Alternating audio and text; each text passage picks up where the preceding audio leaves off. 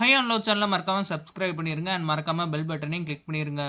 Hello all, welcome to my channel. So இன்னைக்கு Saturday எபிசோடோட first promo பற்றி update வந்திருக்கு.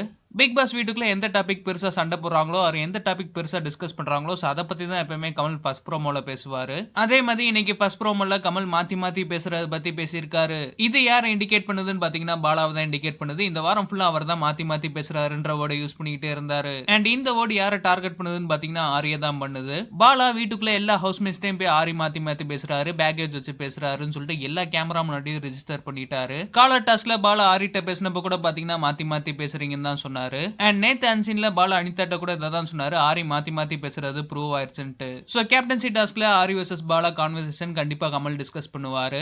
இத பத்தி கண்டிப்பா பாலாட்ட எக்ஸ்பிளனேஷன் கேட்பாரு. அண்ட் சனமும் அவங்க பாயிண்ட் வைப்பாங்க ரியோ மேல. அண்ட் ஆரியும் அவரோட எக்ஸ்பிளனேஷன் கொடுப்பாரு. போன வாரம் மாதிரியே இந்த வாரமும் ஆரி வர்சஸ் பாலாவோட கிளாஸ் சாட்டர்டே எபிசோட்ல போய்கிட்டே தான் இருக்கு.